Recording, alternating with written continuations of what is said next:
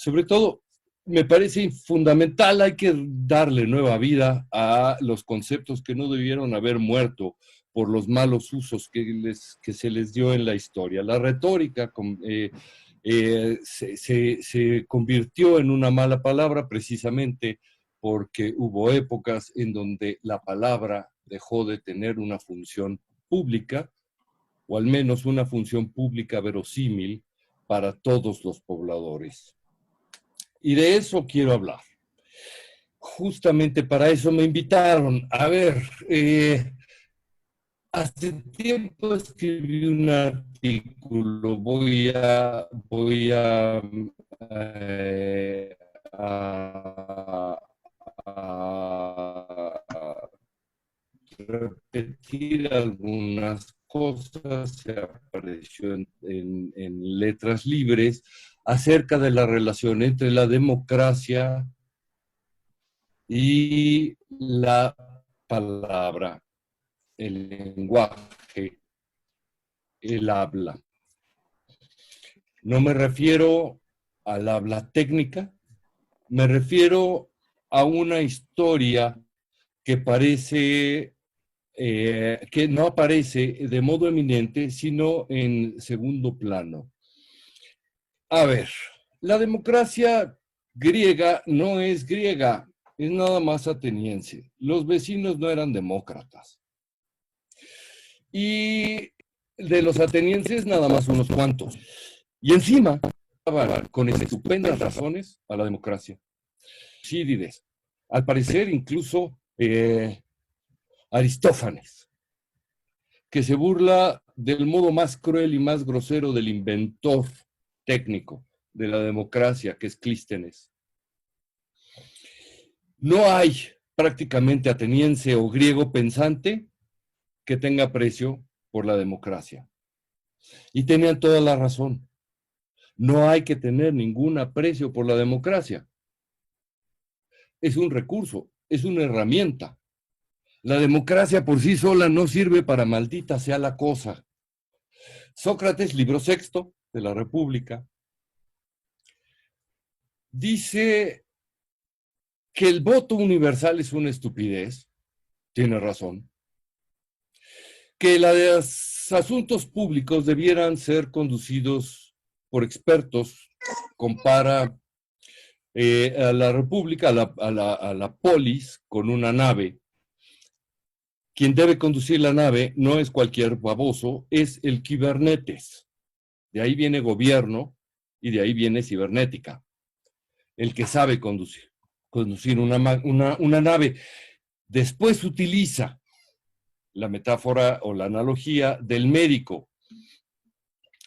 El objetivo del médico es el paciente, no el propio médico. Esos dos debieran ser, primero, expertos. Segundo, debieran ser aquellos que se preocupan por el bien de la sociedad, no por el bien propio. Desde aquí tiene toda la razón Sócrates. Pero hay algo allí, anterior a la democracia, que Sócrates llevó a cabo insistentemente, neciamente, y le costó la vida. Nunca cedió en su respeto por el habla. Nunca cedió a un mal argumento. Nunca cedió a la falsedad. Molestó a atenienses hasta cansarlos. De hecho, en su propia defensa, él se llama a sí mismo un tábano, porque los ha mordido un tábano. Es la cosa más dolorosa del mundo, es horrible. Hasta los toros, muerde un tábano a un toro y el toro bufa y corre y se desespera. La mordida del tábano es violentísima.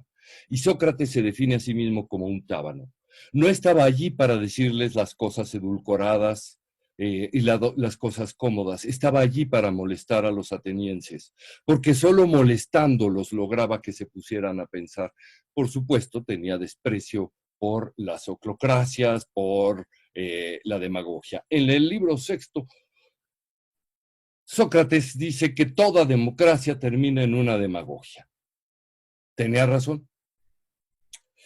Lo mismo va a recuperar Aristóteles, ya no la llama demagogia, la va a llamar oclocracia, que es el gobierno de la chusma, de las mayorías que no están dispuestas a ponerse a pensar, etc.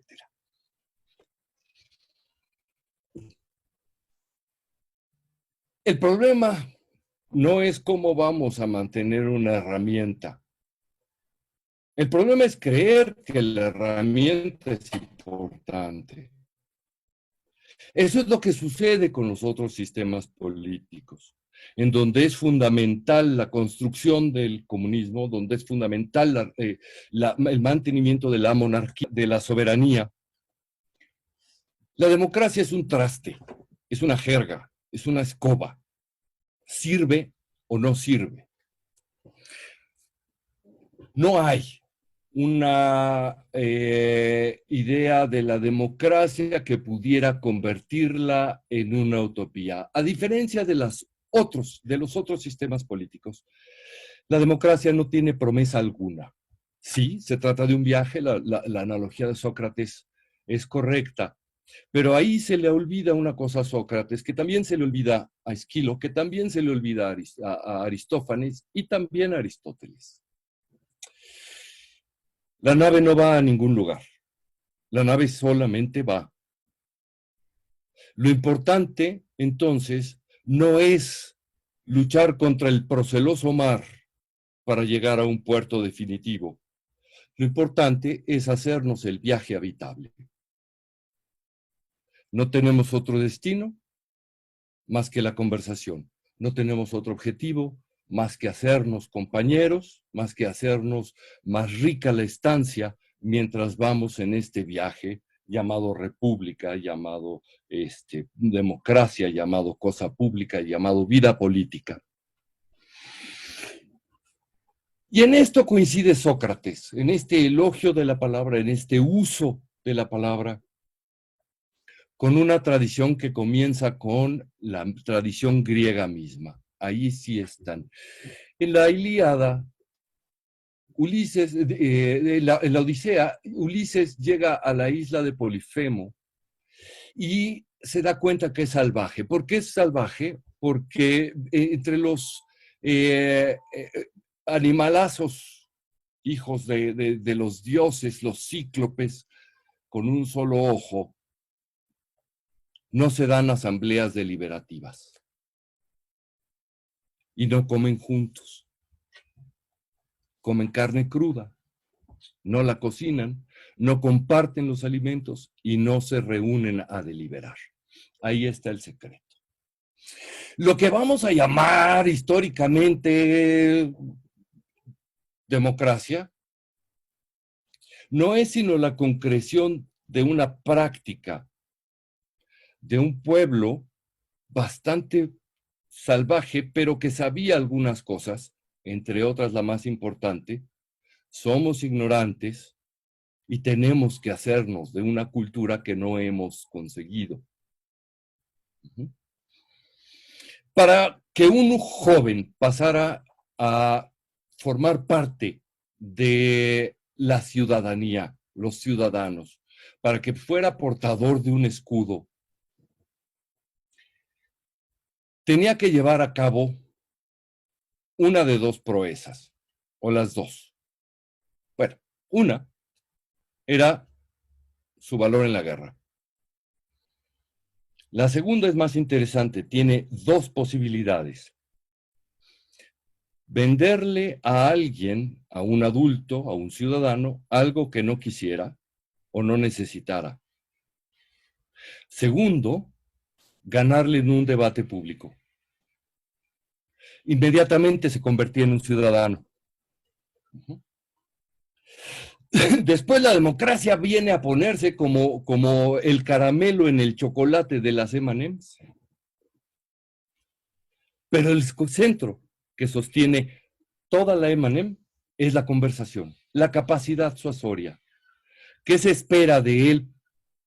Que sea capaz de convencer a alguien que no estuviera convencido de algo. Ese es el argumento. Eso es lo que genera la ciudadanía. Este es el carácter que hemos perdido cuando olvidamos o cuando creemos que el objetivo es la democracia por sí misma. No lo es. Lo mismo en el Teatro Esquilo, el Agamenón, cuando están asesinando a Agamenón, el coro se subdivide en pequeños coros.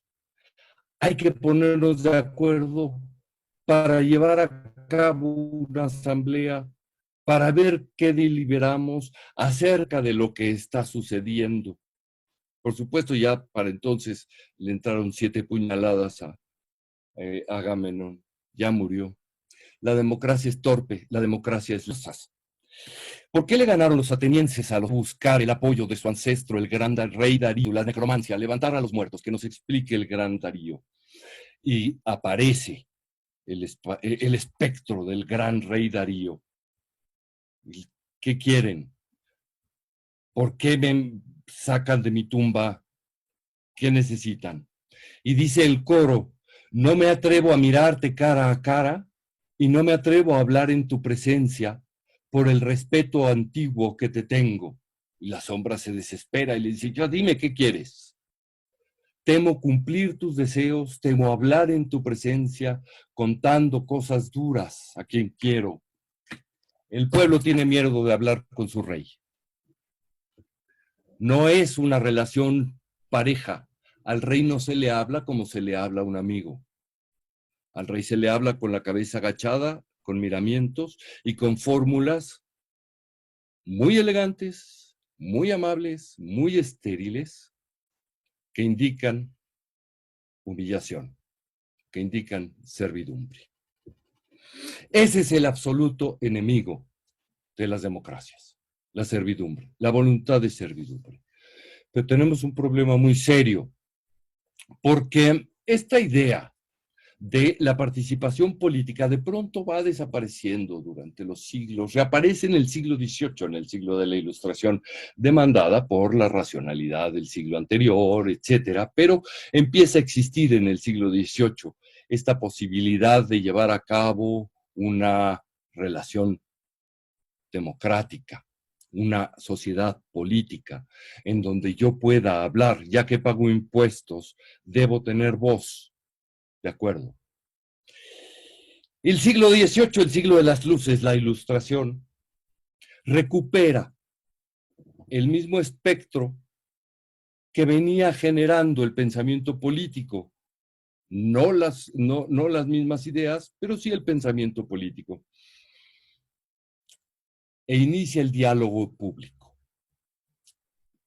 Este diálogo público convive también con fuerzas del Estado, de la policía, etcétera, que se empeñan en negar la posibilidad del habla popular, porque el habla popular en general tiende a deshacer las soberanías y tiende a menoscabar el poder del soberano.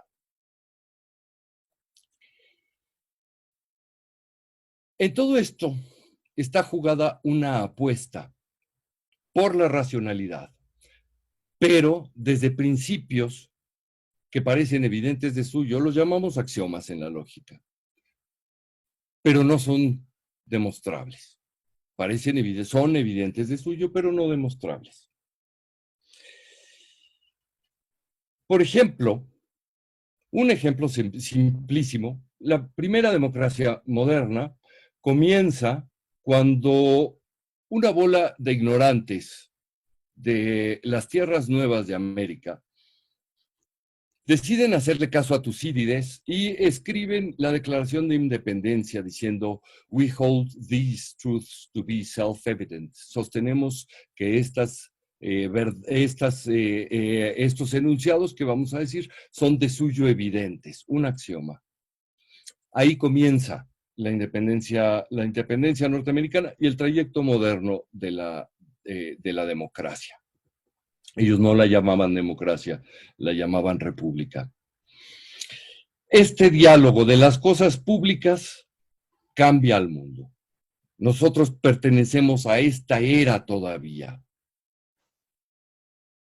Pero llegamos a este momento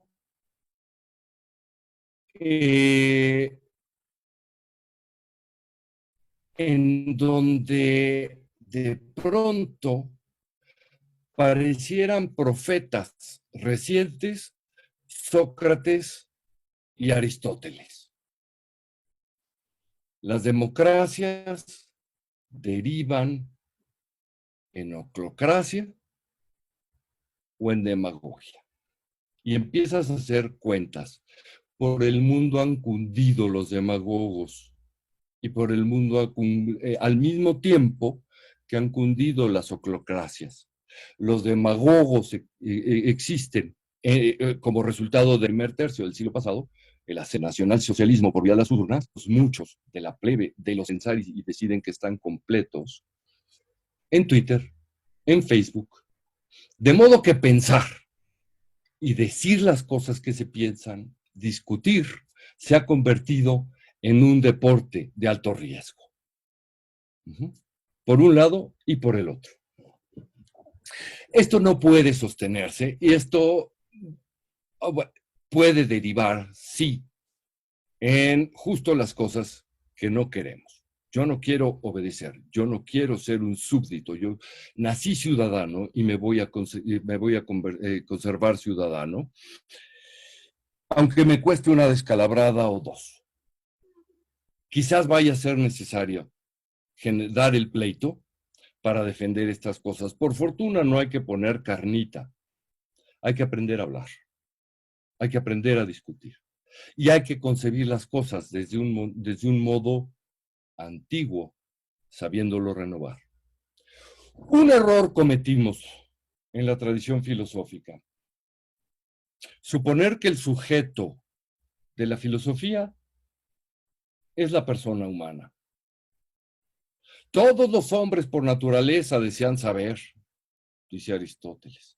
El sentido común es la cosa mejor repartida, dice Descartes. Después se burla un poquito, pero lo cree. Este sujeto dispuesto que por deseo natural necesita averiguar y saber, ¿es eso verdad? La gente de veras quiere investigar y está buscando. Parece que no. Parece que es la descripción correcta del ser humano, pero no de la persona. Tenemos una distancia entre aquel sujeto al que le hemos estado escribiendo libros de filosofía y la persona a la que tenemos que convencer de que ciertas actitudes públicas son peligrosas y desembocan en la muerte. Son dos cosas completamente distintas. ¿Qué es lo que necesitamos? Llevar a cabo de nuevo la ilustración, aunque sea poniéndola de cabeza. Llevar a cabo de nuevo la apuesta ateniense, no por un sistema político, sino por el valor del foro, el mismo lugar en donde llevaban a cabo la obra de teatro, el mercado y la discusión política. Convivían el ágora, las tres funciones. Esto es lo que necesitamos llevar a cabo. Sí, se trata de un trabajo doble. Necesitamos darnos cuenta que la inteligencia no es algo que uno tiene, no es una potencia, no es un tanque y algunos tienen mucha gasolina y otros tienen poquita. La inteligencia es una actividad. Solo existe cuando se lleva a cabo. Mientras tanto, soy tan idiota como una piedra, nada más que cuando estoy dormido yo sí ronco y la piedra no, hace menos ruido. Lo que se necesita es darse cuenta que aquello que requerimos no está en nosotros, sino fuera de nosotros, y necesitamos construirlo. Y para ello necesitamos el acuerdo. Estamos llenos de debates y el debate es la parte fundamental de una democracia. La política es el arte del disenso. Si todos estuviéramos de acuerdo, no, bien podríamos ser una mera monarquía y da lo mismo, pero no es el caso. El acuerdo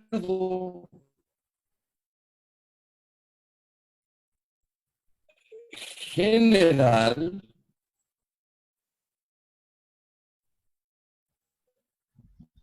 por aceptar que la inteligencia no me pertenece de modo exclusivo, sino en tanto yo sea capaz de participar de algo que nos es común a todos. Y estoy citando un griego antiquísimo.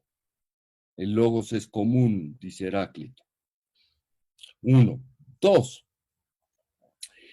Necesitamos llevar a cabo una transformación que la podemos llamar principio de caridad. Estoy utilizando desde la filosofía analítica. Y que lo que nos hace semejantes es la capacidad de relacionarnos con el lenguaje, con la inteligencia, que nuestras percepciones son más o menos las mismas. El rojo que yo veo rojo, lo ves tú igual de rojo. A ti el azúcar te sabe igual de dulce que a mí me sabe dulce. Esta suposición no es más que una metáfora. Pero desde allí necesitamos comenzar a construir.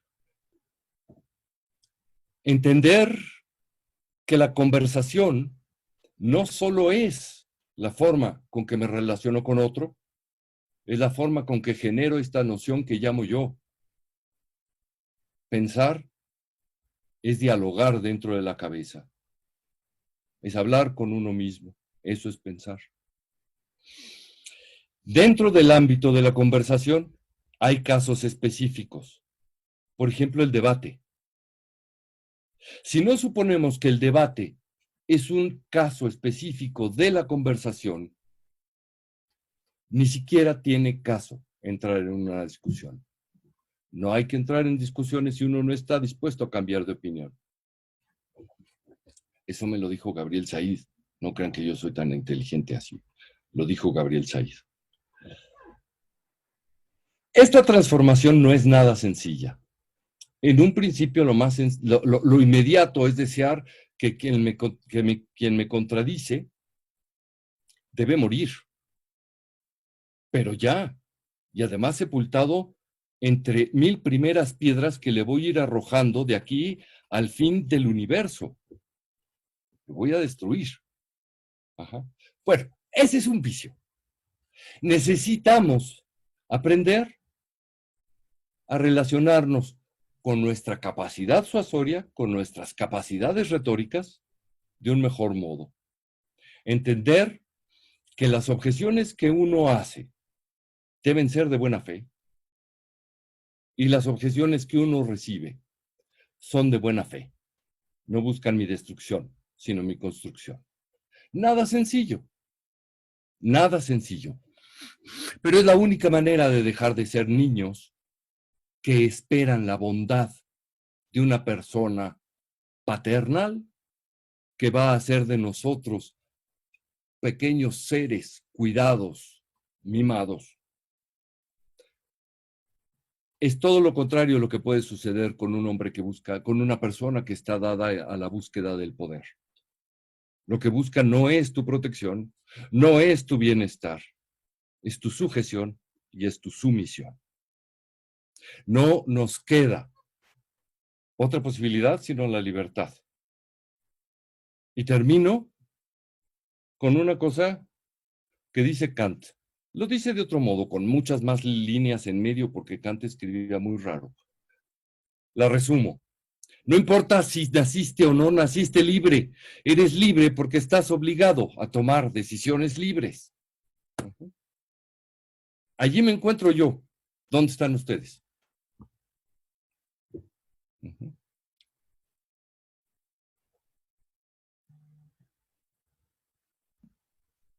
Muchas gracias, Julio. Gracias a ustedes. Ya nos pusiste una tarea muy fuerte. Pues mira, yo creo que todos los que estamos aquí reunidos y les agradecemos de antemano su presencia, tenemos dentro de lo que nos dediquemos, ¿no? Esa responsabilidad compartida. Es cierto que mucho se ha hecho desde otros puntos, desde otras dimensiones, para no dejar que la palabra sea la que ocupe la responsabilidad en nuestra organización diaria, ¿no?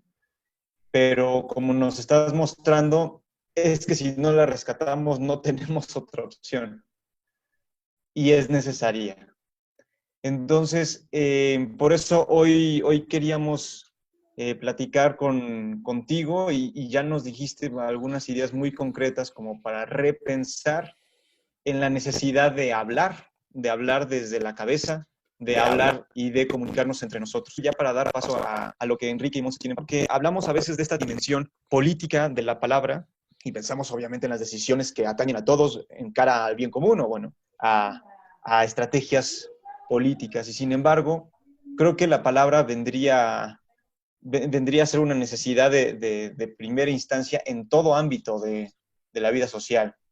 Los que nos dedicamos a las clases, en nuestras clases, en nuestra comunidad de vecinos, vaya, en donde estemos. Entonces, no sé si tú te has imaginado a un Sócrates del siglo XXI asesorándonos en cada una de estas esferas, ¿no?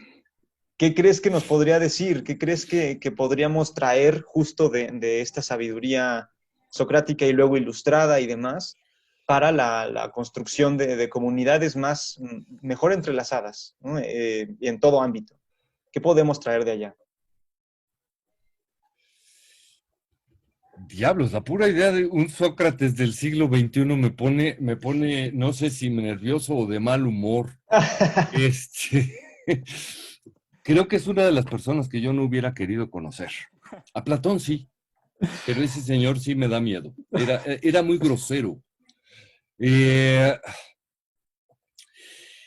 a ver, veo que hay dos ámbitos extraordinariamente susceptibles. Eh, Uno, dado a la adoración del poder y el otro dado al reclamo justo de una sociedad mejor, pero lo hace por vías equivocadas. Trata de ponerle botitas ortopédicas a las malas palabras para que se le corrijan los pies. Hay gente que teme al lenguaje. Yo no sé quién pudiera tener la capacidad de ponerse en medio y ser suficientemente claro, suficientemente propositivo y a la vez suficientemente violento para disolver ambos extremos. Creo que es un trabajo colectivo. Creo que Sócrates podría ser una función colectiva de simplemente no dejarse intimidar. Uno habla mal, uno no tiene por qué aguantar o tolerar la investidura de santidad de mamarrachos, ni uno tiene por qué plegarse a los lenguajes políticamente correctos. Es una formulación que requiere valentía y poesía. Valentía y poesía, ¿no? A ver, como diría mi abuelo, échate ese trompo a la uña, ¿no? Excelente, pues sí, creo que ahí está, ahí está esa aspiración. Creo que si estamos aquí reunidos para escucharte y te agradecemos mucho las luces que nos vas dando ahí en el chat, para quienes no lo hayan visto, en el chat compartimos justo el artículo al que Julio hace referencia, su artículo en Letras Libres, cómo se pierden las democracias. Justo todos los que estamos aquí tenemos ya sea un interés por desarrollarnos mejor en el ámbito de la palabra hablada o tenemos responsabilidades educativas, formativas, políticas, de asesoría, en donde de hecho podemos propiciar este equilibrio que realmente es un desequilibrio, ¿no? El que nos ponía Sócrates, ¿no? Y el que a veces es necesario para propiciar eh, el diálogo entre nosotros. Primero una agitación que nos haga ver de, oye, tenemos que ponernos de acuerdo. Y segundo, y cómo hacerle y un seguimiento hacia ese punto. Pues muy bien, creo que pues creo que basta decir y retirarnos, Julio, con una pregunta que creo que todos tenemos en la cabeza, ¿no? Eh, Nos estás hablando de un escenario ideal o al menos aspiracional. Eso significa que hoy no lo tenemos. ¿Tú reconoces en esta falta de diálogo y en esta falta de la palabra en la vida pública un peligro para nuestra democracia? ¿Qué nos recomiendas hacer a las intenciones de hacer algo más? Yo solo veo un peligro, creo que es el peligro más grave. Permitir que secuestren y privaticen el lenguaje es haber cedido el núcleo de tu libertad. Tu libertad se genera hablando contigo mismo. Si permites que eso se convierta en la ciudadela del poderoso, eres plaza tomada.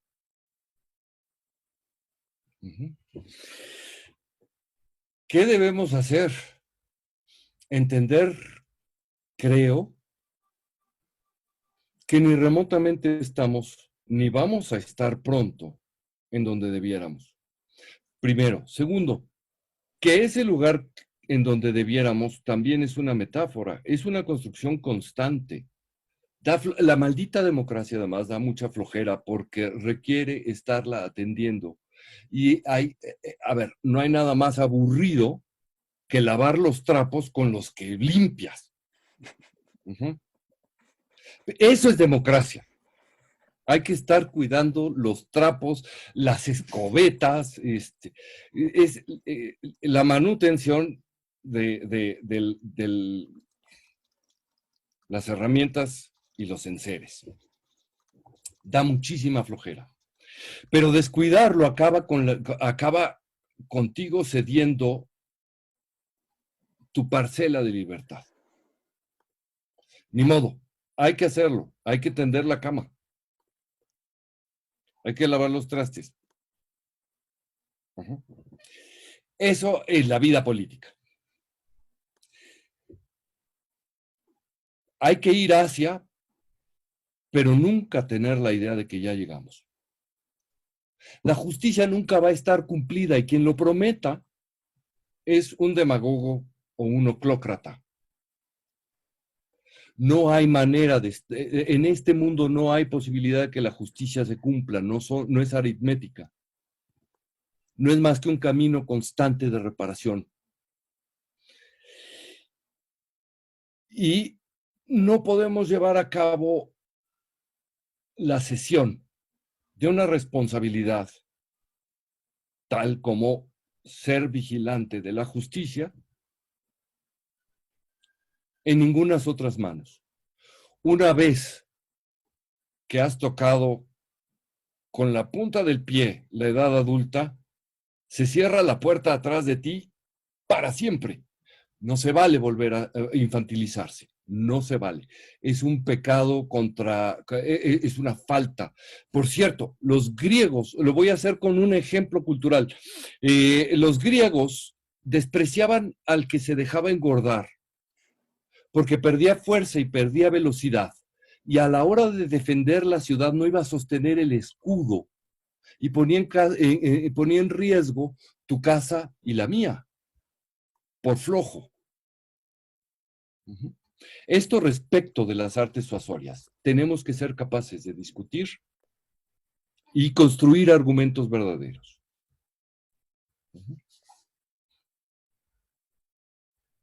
Muchas gracias, Julio. A ti.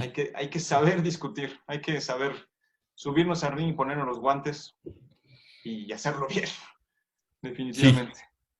Así es, pues te agradecemos mucho, muchas gracias gracias, por estas muchas ideas que nos estás gracias. compartiendo. Creo que nos están haciendo pensar muchísimo y a ponernos a hacer la tarea. Se queda ahí una pregunta en el tintero, no se preocupen, vamos a seguir comunicándonos con ustedes, tenemos sus mensajes. Nada más, nos gustaría compartir con ustedes dos ideas, porque cuando le pedimos a Julio hablar de este tema, y de hecho él fue el que nos fue diciendo, pues, por dónde podrían venir los tiros para hablar de democracia y para hablar de, bueno, ¿y qué podemos hacer nosotros? Ejercitarnos en la palabra y eso cómo lo hacemos. Justo se nos ocurría quiénes han sido un ejemplo de maestros del ejercicio de la palabra. Y hay una fama, o han tenido que encontrar ejemplo, y a Montserrat Fernández y Enrique Siqueiros. Montserrat Fernández es filósofa por la UP, profesora, le decimos gladiadora de secundaria, porque pues, es la que se atreve a dar clases con esos muchachos, y profesora de debate, ¿no? Pensando en lo que nos indica Julio de saber ponernos a discutir. Y el buen Enrique Siqueiros es licenciado en Mercadotecnia, filósofo y, bueno, licenciado en Filosofía, maestro en Políticas Públicas, fundador, entre otras cosas, de Política de a Pie y Politeia, programas de radio y televisión respectivamente, que se dedican justo a promover estas ideas políticas desde un punto de vista más de semillero social, más de aquí, tú y yo a pie. Entonces me gustaría que nos digan, a ver, ustedes qué pensamientos tienen acerca de esto, a quién seguimos, háblenos un poco de los sofistas.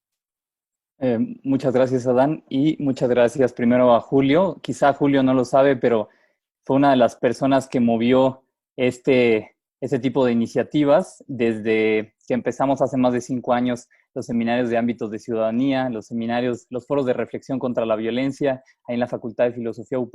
Cuando escuché yo a este señor incomodando al auditorio, pues algo se movió en el estómago y pues gracias, pues se fundó Reto, Adán, se fundó Política de a Pie. Entonces, primero agradecer a Julio por azotarnos, por conmovernos, por incomodarnos.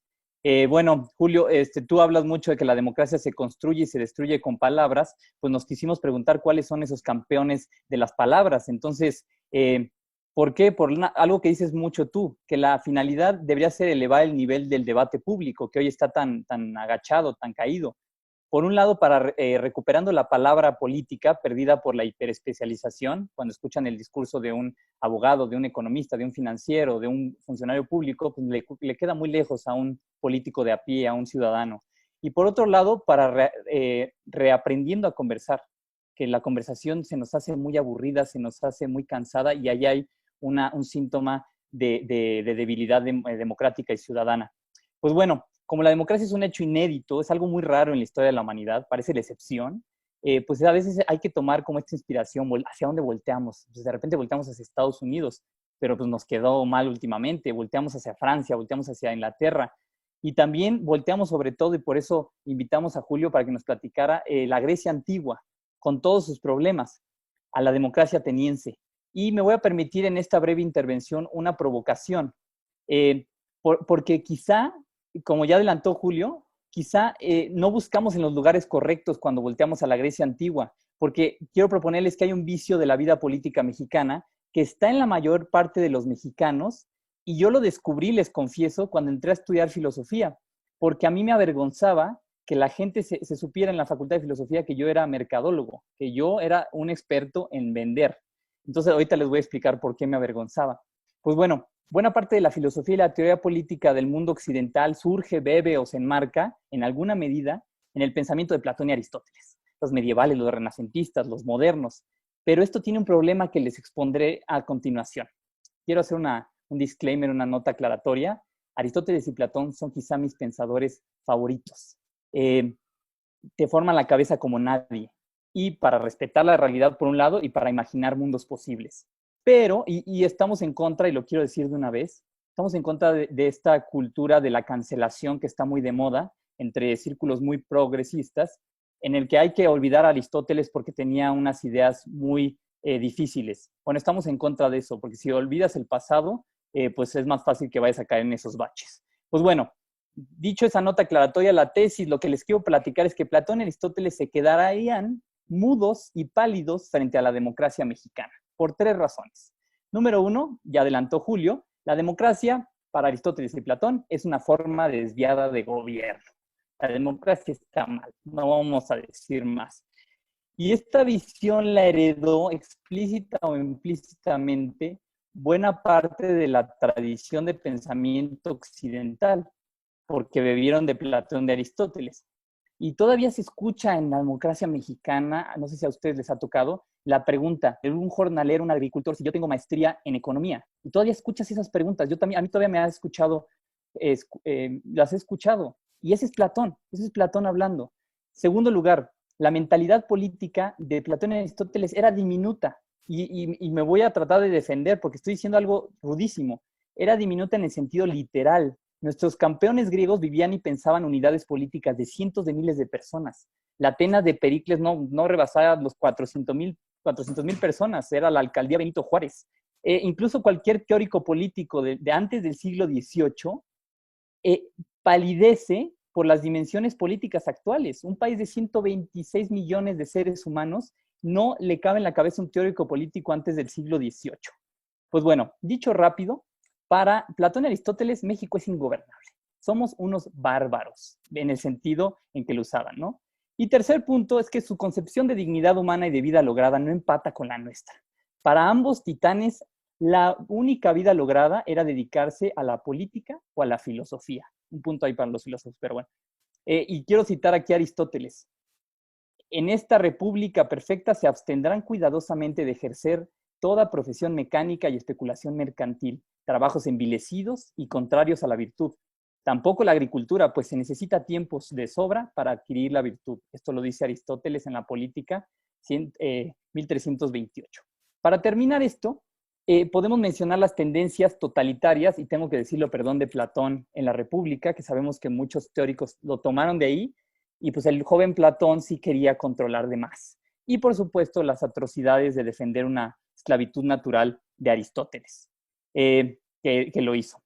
Entonces, en resumen, Platón y Aristóteles, padres en muchos sentidos de una tradición de pensamiento occidental, eran antidemócratas y elitistas, que ya lo adelantó Julio Ubar. Bueno, esa mentalidad la heredábamos los mexicanos, muchos de nosotros. ¿Cómo?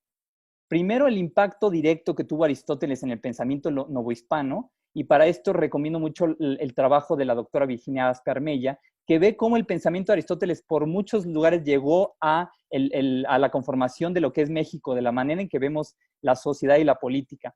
Y en segundo lugar, por supuesto, igual con la conquista y con el México novohispano, con la hidalguía española. Se leen todavía en las placas de 1600, caballeros e hidalgos, cito, para la nobleza no estaba bien visto trabajar con las manos. Bueno, si hay este elitismo que no permite que entendamos una democracia como la mexicana, ¿a dónde volteamos? Pues bueno, la provocación es que hay otros sabios griegos que defendían el quehacer democrático, enseñaban a adaptarse al medio, enseñaban a escalar socialmente, y esos eran los sofistas. Pero hay una mala concepción de los sofistas por tramposos, mentirosos, embusteros. Incluso la palabra sofista, sofisma, refiere a una trampa lógica. Pues Aristóteles y Platón se encargaron de hacer mala prensa con los siguientes argumentos, diré unos nada más: convertir los argumentos débiles en fuertes, que sí, por supuesto que caían a veces en eso; defender lo indefendible. Ahí tenían a Gorgias defendiendo a Helena un día, a Helena de Troya, y al siguiente atacándola; vender sombras; y por último, y esto era lo más importante, ser mercenarios del conocimiento. En palabras más duras de Jenofonte, ser prostitutos del conocimiento. Me voy acercando al final, pero hay algo detrás de este odio de Platón a la democracia. Hay un desprecio al comercio y sobre todo hay un desprecio de Platón a la movilidad social. La idea de justicia para Platón era una idea de orden. Tú debías saber tu lugar en la idea de Platón. Pues bueno, Platón odiaba a los sofistas porque enseñaban skills para salir adelante. Y Platón odiaba esto, la movilidad social. Tenemos, nada más para que vayamos pensando, a Protágoras, que escribió una constitución, de hecho, por encargo de Pericles; Aspasia, Aspasia fortaleció el círculo de intelectuales del mundo de Pericles y también ella misma fue un modelo de movilidad social, de progreso social. Gorgias, aportaciones a retórica, a las artes y el discurso que permitieron el desarrollo de la retórica. Y yo con esto quiero terminar simplemente lanzando una convocatoria, un debate. Quien quiera defender a Platón en contra, yo estoy diciendo que Platón mintió sobre los sofistas. Quien quiera, podemos tener más adelante un debate. Pero bueno, cierro con esa idea y quiero pasar a la voz a Monse Fernández, nuestra amiga y colega, porque ella pondrá el suelo de Gracias, esta Enrique. discusión. Antes de empezar, sí quiero hacer una anotación rapidísima. Me siento muy honrada de compartir el espacio con Julio, porque Julio es de mis grandes mentores y es una de las personas que más me regaña en mi vida.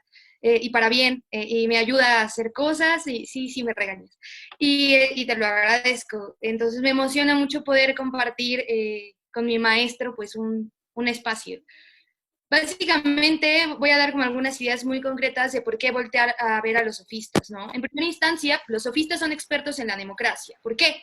Porque cuando el sofista está enseñando a hablar, cuando hay una discusión en el espacio público, esa condición requiere, o sea, esta discusión del espacio público requiere como condición de posibilidad considerar que las dos personas que hablan son iguales. Y entonces, cuando dos personas, o sea, cuando hay un supuesto de igualdad, que era un poco lo que también nos decía Julio, eso permite el libre intercambio de la palabra y eso permite el mercado de la palabra. Y en este sentido, el mercado de la palabra no es solamente un aspecto económico, del cual hablaré a continuación, sino también es un asunto de economía del lenguaje, ¿no? Donde yo puedo intercambiar ideas y entonces estas ideas se trabajan. Los sofistas son expertos en la democracia, porque a través de la conversación trabajan las ideas. Y las ideas, para que funcionen, hay que machetearlas, hay que cocinarlas, hay que probarlas, hay que reintentarlas. En segundo término, pues, ¿por qué ver a los sofistas? Porque son y somos mercaderes del conocimiento. A ver, yo no, tristemente, no puedo ser como Platón y no trabajar ningún día de mi vida, porque a mi casero no le gustaría que yo le dijera, oye, no te voy a pagar renta porque estoy en la contemplación de la virtud, o sea, no.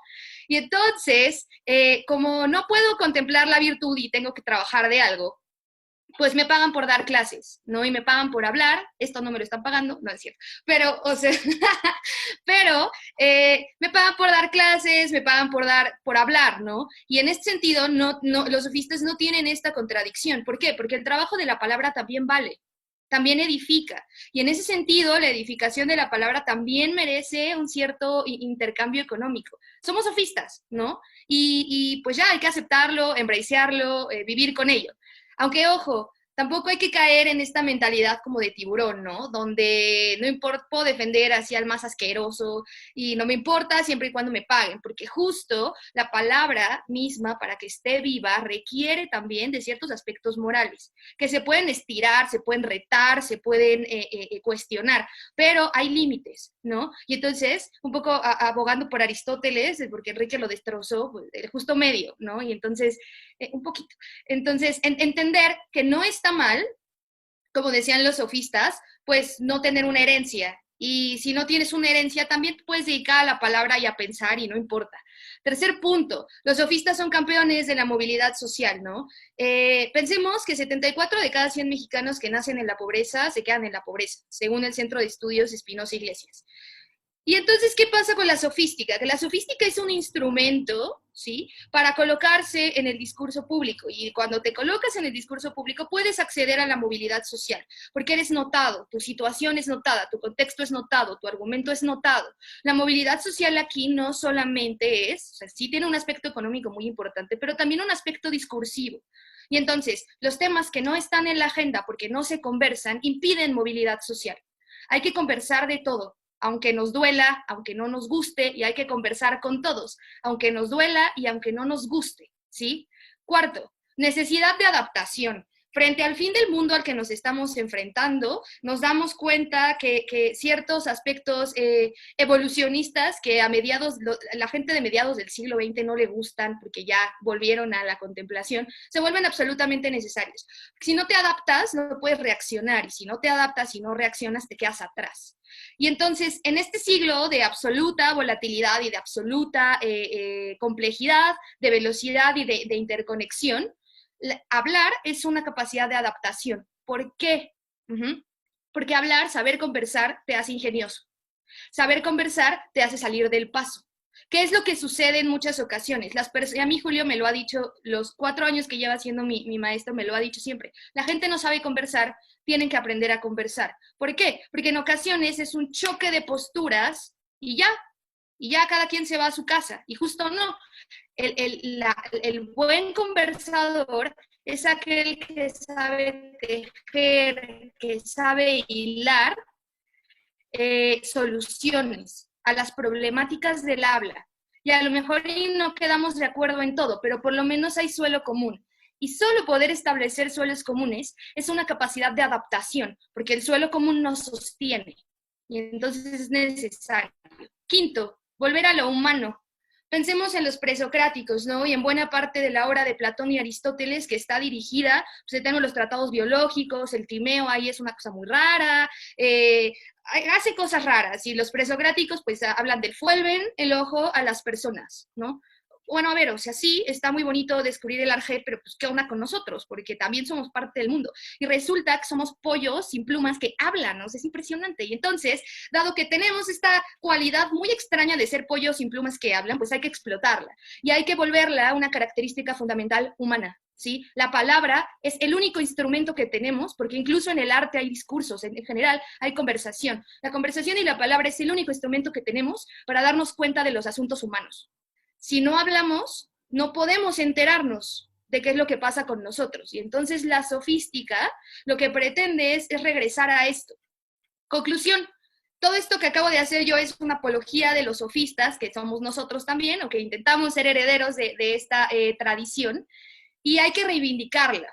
Hago un repaso, ¿no? Por algunos puntos. En primer lugar, reivindicar la sofística para aprender a tratarnos como iguales. Cuando tú dudas que el otro, o sea, cuando una conversación, si tú empiezas pensando que tu interlocutor es tonto, no vas a poder conversar. Punto.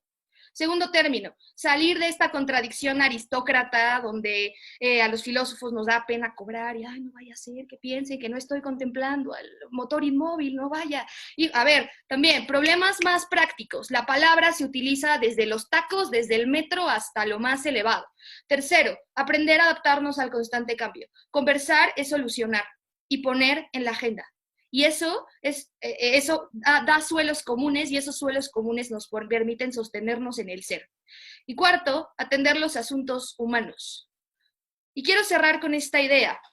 El sentido original de los sofistas viene de sofos, ¿no? Del griego, que es ser entendido en algo. Y la primera pregunta que habría que decir es ¿en qué eran entendidos los sofistas? Pero la segunda que habría que hacernos a nosotros es ¿en qué somos entendidos nosotros? ¿Y qué queremos hacer entender a otros? Y si somos capaces de entender a otros. Porque justo la maravilla de los sofistas es esta capacidad que les decía de hablar entre iguales. Cuando tú hablas, cuando tú conversas con tu igual, no le impones, no le puedes imponer y no lo puedes obligar y no lo puedes mandar. Lo tienes que convencer, lo tienes que seducir, lo tienes que persuadir. Y estos principios de seducción y de persuasión es lo que hacen tan atractiva la conversación. Por eso es tan deli tomarte un café o lo que sea que ustedes tomen, conversando con alguien que conversa chido. Porque salen muchísimas cosas y hay una seducción ahí. Conversar es ligar con cualquier cosa, ¿no? Puedes ligarte hasta a ti mismo, es maravilloso. Y nosotros hemos intentado poner muchísima atención a estos principios de la persuasión. Y para ello quiero ceder la palabra a nuestro director, el director de Retor Consultores, el maestro Adán Aguilar. Muchas gracias, Monse. Eso suena demasiado grande tampoco, ¿eh? Muchas gracias. Gracias, Henry. Gracias, Monse. De verdad, a ver, creo que ya, si de por sí Julio nos puso la cabeza grande, ahora con la intervención de Enrique y de Montserrat, pues ahora nos ponen tarea. Por ejemplo, hay una discusión interesante aquí en el chat. Por ejemplo, dice Luis Rivas acerca de los sofistas, de estos que no trabajan realmente por el diálogo, sino por la imposición de ideas o por buscar la polémica, mientras que, por ejemplo, Merce nos pregunta, oye, ¿cómo le hacemos para propiciar el diálogo en comunidades alejadas, comunidades que no están dentro de ese discurso público? El día de hoy quisimos invitar a Julio y después tener una participación, Enrique, Monse, un servidor, porque queremos proponerles algo. Es cierto que, a ver, primero la contingencia nos tiene separados, es difícil reunirnos, nos hubiera encantado que nos conociéramos todos, escuchar a Julio en un salón, ¿no? Y nos pudiéramos ver cara a cara, invitarles un cafecito y unas galletas, como debe ser una reunión de intelectuales, ¿no? Pero bueno, este medio nos da la posibilidad de entrar también en diálogo de formas distintas.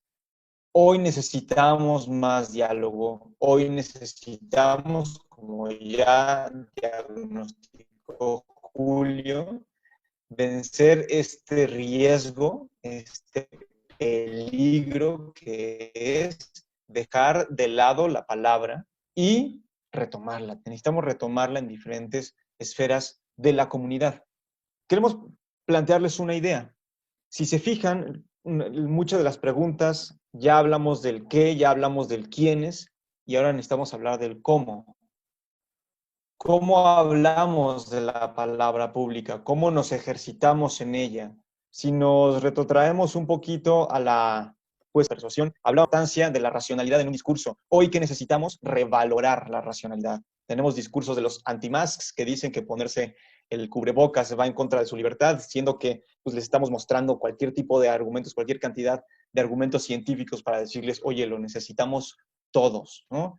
Entonces, por ejemplo, ahí Merce que preguntaba, Mercedes, ¿cómo hacemos para llevar las discusiones de Facebook hacia un punto más allá, que quede fuera solamente de la tripa, ¿no? Y que sea un poco también de cabeza? Justo propiciando análisis, propiciando momentos, espacios en donde nos ejercitemos en la lógica, en donde nos ejercitemos en la racionalidad. Pero no somos máquinas y por eso también decían los griegos, estos señores que sabían muchas cosas, estas señoras que también nos invitaron a pensar, hey, recuerda que, como dice la canción de Salsa, mi cuerpo no está hecho de cartón, mi cuerpo no está hecho de madera, también soy emoción. Necesitamos apelar a la afectividad. Si tú eres profesora, si tú trabajas con grupos marginados, si tú tienes a tu cargo personas o sencillamente trabajas o estás en un ambiente colaborativo o vivimos en una comunidad de vecinos, necesitamos apelar a la afectividad para que de hecho nuestras ideas tengan un eco. Entonces necesitamos revalorar la racionalidad, necesitamos reaprender a cómo argumentar, cómo identificar argumentos débiles, cómo poder curarnos y quizá librarnos de esos argumentos débiles para tener argumentos también bien construidos. Pero si no apelamos a la afectividad, no vamos a tener un espacio de resonancia en nuestro auditorio, en quienes nos escuchan, en quienes necesitamos, con quienes necesitamos construir. Al mismo tiempo, importantísimo, ethos, la necesidad de vivir con coherencia y credibilidad lo que decimos. El típico, no sé, activista de sofá que lanza cualquier número de tweets, pero cuando hay una junta vecinal no baja, ¿no? A cerciorarse de a qué hora van a recoger la basura. Eso pasa muchísimo. ¿Dónde está nuestra credibilidad? ¿Dónde está nuestra coherencia? Esa es una invitación también, ¿no? A repensar nuestra actividad discursiva desde el ethos. Y por último, nos decían los griegos, kairos. Vamos a pensar nuestra actividad discursiva también en la adecuación, en la pertinencia, en leer los tiempos. Nos gusta decirlo mucho en una sola frase. Decir lo correcto, de la manera correcta, en el momento correcto. Si tenemos en cuenta estos 4 principios, podremos construir iniciativas que nos ayuden a conformar espacios, primero espacios entre nosotros, espacios de diálogo, y después ir decantando esas iniciativas, esos ejercicios, esos hábitos, para irlos contagiando, para ir contagiando a las comunidades que tenemos cercanas a nosotros de esta necesidad, primero, del papel de la palabra, segundo, como nos estaban enseñando en esta apología de los sofistas, ¿no? Tomando lo bueno, por supuesto, de ellos, esta centralidad de la persona, el ejercicio de las habilidades para el poder discurrir y, ¿por qué no?, también poder vivir de ello, podernos dedicar profesionalmente de generar estos espacios de diálogo público. No queremos quitarles más su tiempo. Habíamos dicho que el evento era de 7 a 8, empezamos 7 y 5, pues vamos a acabar de una vez. queremos invitarlos concretamente a 2 iniciativas, una muy específica, con fecha y todo, y otra que es, vaya, la propuesta central de Retor. Lo primero que queremos invitarlos es, si tienen conocidos, si tienen gente a la que le podría funcionar un curso en el que hablemos de los principios de la retórica aplicada, es decir, de estos principios que les mencionamos, logos, pathos, ethos, kairos, pero aplicados a distintas circunstancias de nuestra vida social. Si son educadores, si tienen alguna actividad de promoción o si tienen algún tipo de gestión de equipos, esto nos puede ayudar mucho para compartir y ejercitarnos. Fíjense que aquí en Retor nos gusta mucho tener esta metodología, una metodología un poco disruptiva. Por ejemplo, Alfredo Walsh y un servidor somos músicos, entonces le metemos mucho consejos de pedagogía musical aplicados a la enseñanza de la retórica. O por ejemplo, Enrique Siqueiros y toda una gama de amigos que son deportistas, pues nos traen un poco esa idea de cómo aplicar consejos del deporte de alto rendimiento en el ejercicio de la persuasión.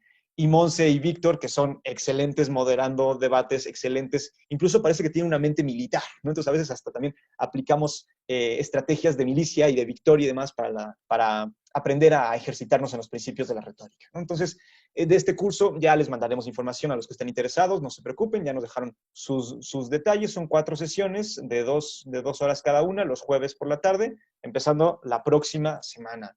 Si están interesadas, si están interesados, si conocen a alguien a quien le pueda servir esto, adelante, ¿no? Esto lo compartimos con ustedes de manera así, de manera cara a cara. Somos nosotros los que vamos a estar ahí apoyándonos para ejercitarnos todos en estos principios de la persuasión. Y por último, y la actividad central. Entre otras cosas, la apología de los sofistas la hacemos porque creemos que si recobramos evidentemente las partes positivas y de lo que podemos aprender de los sofistas, nos gustaría formar con ustedes una red profesional de humanidades. ¿Qué significa esto? Todos nosotros los que estamos aquí interesados tenemos cierta afinidad por los temas de humanidades, cierta afinidad por promover el diálogo en el ámbito público y en el ámbito público con cualquier esfera social. ¿Por qué no nos juntamos? ¿Por qué no colaborar?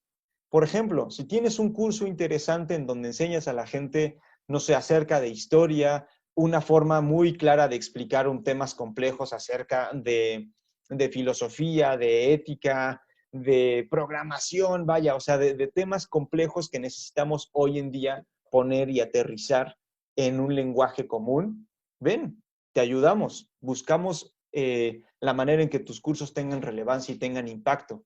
Por eso es promoción de cursos, ya sea virtuales o presenciales, o también la colaboración con otros profesionales. Por ejemplo, hoy que contamos con la invitación de Julio y como les decíamos, que tendremos estas cátedras en donde invitaremos a personajes distinguidos para que nos ayuden a tener mejores ideas. Las ideas que hoy nos puso Julio en el tintero, pues bueno, esperemos que den muchos escritos, mucha tinta, mucha palabra.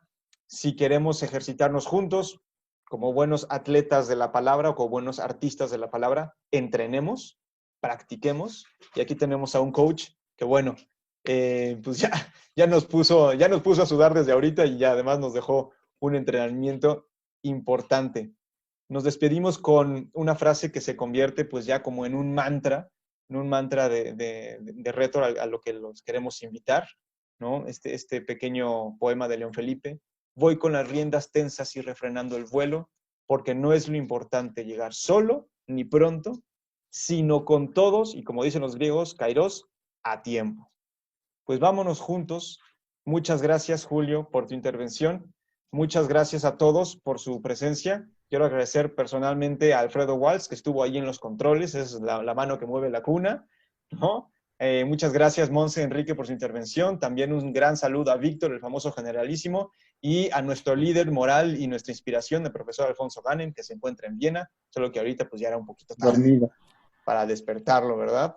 Si tienen cualquier duda, ahí está mi correo. De hecho, yo fui el que les mandé el enlace. Entonces, por favor, escribámonos, armemos ideas interesantes. Si ustedes tienen iniciativas, por ejemplo, Mercedes, que hablabas de de esta idea de buscar propiciar el diálogo en ámbitos que quizá no están tan dentro del discurso público, vamos a crearlas. El primer paso para hacer cosas interesantes es reunirnos, vencer esa individualidad y a veces hasta soberbia y colaborar. Vamos a colaborar. Aquí Rhetor es su plataforma y pues bueno, estamos para ustedes, estamos para servirles.